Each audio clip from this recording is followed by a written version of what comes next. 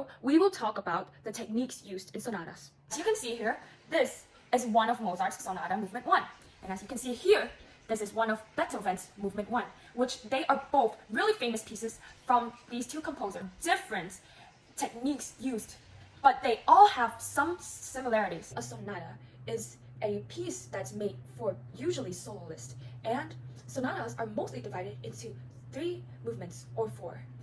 There's movement 1, which it's mostly in allegro, which at the time was understood to mean not only a tempo, but also some degree of working out. In movement 2 of a sonata, it's usually a more slow movement to contrast the movement 1.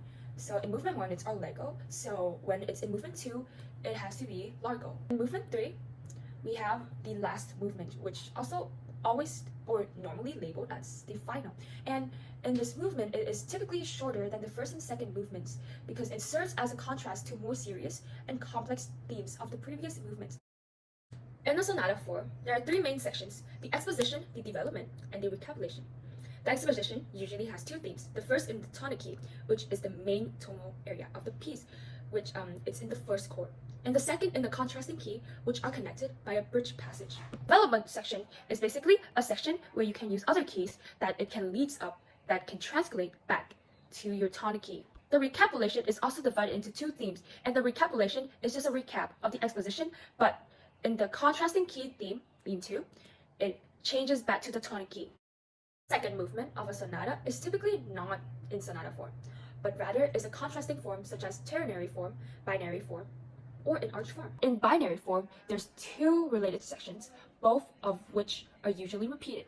So it's A and B. Both of them contrast, and they usually repeat in each of sections. Second is the ternary form, which is a musical form consisting of 3 distinct sections with an ABA pattern. So it starts with A and it changes to B. So normally they would always use the chords progression of 1, 5, 1, or it could be 1, 3, 1 if it's a minor. And back to ternary form. So it has an ABA pattern of a large scale repetition with an ABA pattern of large scale repetition. An opening section of A, contrasting section in the middle B, and then return to the section A.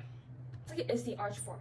This form is just an optional structure, but this form is in reverse order of all of most musical sections, such that the overall form is symmetric, mostly often around a central movement, which it creates an arch form. So it is A, B, C, and C, B, A. This section is not repeated, but it shared the same theme and materials. The third movement normally would use the rondo form, which this form blends both forms of the sonata and the rondo. Well, the sonata rondo includes the exposition, the development, and recapitulation from the sonata, but repeats the exposition or A section between the development and the recapitulation. I'll talk more in depth about the chord progression in each movement, so stay tuned for my next videos. Subscribe and click the bell button to see my next video.